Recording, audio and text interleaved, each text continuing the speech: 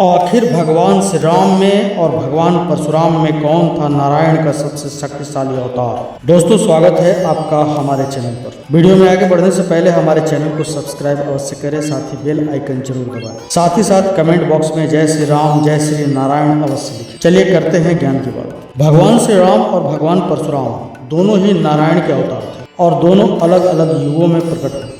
लेकिन आज हम जानेंगे कि आखिर नारायण के इन दोनों अवतारों के बीच कौन से अंतर थे, क्या समानताएं थी और दोनों में से आखिर कौन था ज्यादा बलशाली। सतयुग से अस्तित्व में रहने वाले भगवान परशुराम या त्रेता युग में रघुकुल नंदन कहे जाने वाले मर्यादा पुरुषोत्तम भगवान श्री राम। तो नारायण के इन दोनों अवतारों में अंतर बताने से पहले समझते हैं कि आखिर उन दोनों का जन्म कैसे हुआ। तो शास्त्रों के अनुसार वैशाख मास के शुक्ल पक्ष अक्षय तृतीया के दिन भगवान विष्णु के छठे अवतार के रूप में भगवान परशुराम जी का जन्म हुआ था। दरअसल प्राचीन काल में महर्षि भृगु के पुत्र ऋचि का विवाह राजा गाधी की पुत्री सत्यवती से हुआ था, जिसके बाद सत्यवती को अपने और अपनी माँ के लिए पुत्र प्राप्ति की इच्छा होने पर महर्षि भृगु ने उन्हें 2 फल दिए। सत्यवती को गूलर और उसकी माता को पीपल के वृक्ष का आलिंगन करके वह फल खाने के लिए कहा। लेकिन माँ बेटी से इस काम में गलती हो गई और सत्यवती को श्राप मिला कि उसका पुत्र ब्राह्मण होने पर भी क्षत्रिय गुणों वाला रहेगा।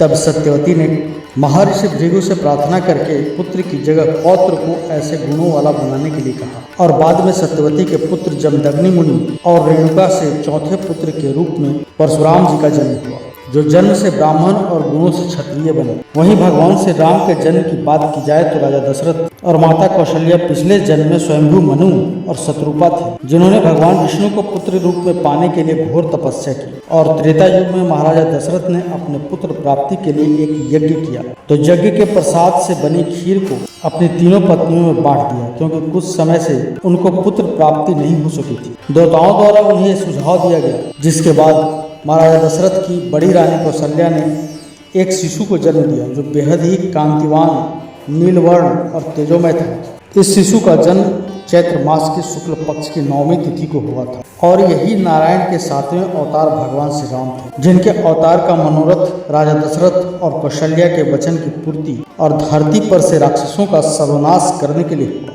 चलिए अब जानते हैं कि आखिर भगवान नारायण के इन दोनों ही अवतारों में कौन सी समानताएं थी। तो भगवान परशुराम और भगवान श्री राम दोनों ही नारायण के अवतार थे। दोनों अपने पिता के लिए बहुत ही आज्ञाकारी थे। श्री राम अपने पिता के वचन के लिए वनवास गए, वहीं परशुराम जी ने पिता के आदेश के लिए अपनी ही माता का सर काट दिया। साथ ही दोनों ने भगवान विष्णु के और देवराज इंद्र के धनुष को तराशा था। दोनों ही महादेव के परम भक्त थे। दोनों ही बेहतरीन धनुर्धारी और युद्ध कौशल में निपुण थे और अनुचित और अन्याय के खिलाफ आवाज उठाना जानते थे। अब यह भी जानते हैं कि आखिर भगवान श्री राम और परशुराम में क्या अंतर था। तो परशुराम और भगवान श्री राम दोनों ही भगवान विष्णु के अवतार तो थे, लेकिन परशुराम जी अंश अवतार हैं, वहीं भगवान श्री राम पूर्ण अवतार। परशुराम जी का जन्म सतयुग में हुआ तो भगवान श्री राम का त्रेता युग में हुआ। परशुराम जी आज भी 7 चिरंजीवियों में से एक हैं और कलयुग में भी मौजूद हैं, जबकि भगवान श्री राम ने त्रेता युग में ही अपनी लीला को पूर्ण कर वैकुंठ के लिए पधार गए। दोनों के स्वभाव में भी काफी अंतर है। परशुराम जी उग्र हैं, जबकि श्री राम सौम्य अवतार थे। श्री राम ने क्षत्रिय कुल में अवतार लिया, जबकि परशुराम जी ने ब्राह्मण वंश में अवतार लिया। श्री राम का अस्त्र बेहद शक्तिशाली धनुष था, लेकिन परशुराम जी का परशु और फरसा हुआ करता था। तो चलिए अब यह भी जान लेते हैं कि आखिर उन दोनों में से कौन था सबसे शक्तिशाली और दोनों के पास कौन कौन सी शक्तियां मौजूद थी, साथ ही दोनों ने कितने और कौन कौन से युद्ध लड़े थे।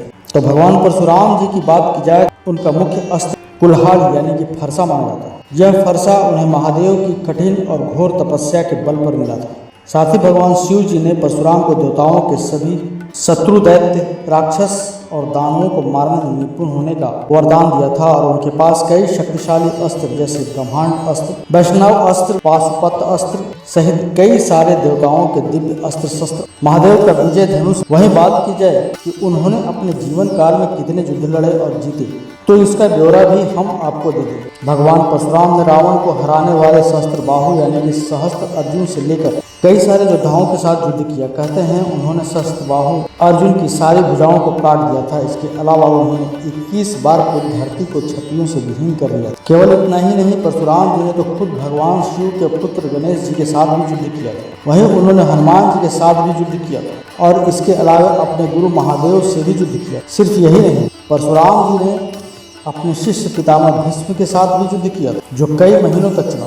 कहते हैं परशुराम जी बेहद ही शक्तिशाली अवतार थे नारायण जी के, और वह इस कलयुग में भी जीवित है। साथ ही आने वाले नारायण के 10वें अवतार यानी कि कल्कि अवतार के लिए वह एक चिरंजीवी है जो इस दुनिया, इस धरती के खत्म होने के अंत तक यहाँ पर मौजूद रहेंगे और कल्कि अवतार के साथ मिलकर कलि पुरुष का अंत करेंगे। वहीं बात की जाए भगवान श्री राम के अस्त्र और उनकी शक्तियों की, तो बेहद ही शक्तिशाली थे। कहते हैं भगवान श्री राम का नाम ही उनकी सबसे बड़ी शक्ति है। इसके अलावा उनके पास 16 कलाएं और साथ ही साथ उनके पास एक शक्तिशाली तलवार और वायु धनुष भी था जिसका उन्होंने उपयोग बहुत बार किया था, जो ज्वलन तीर छोड़ता था।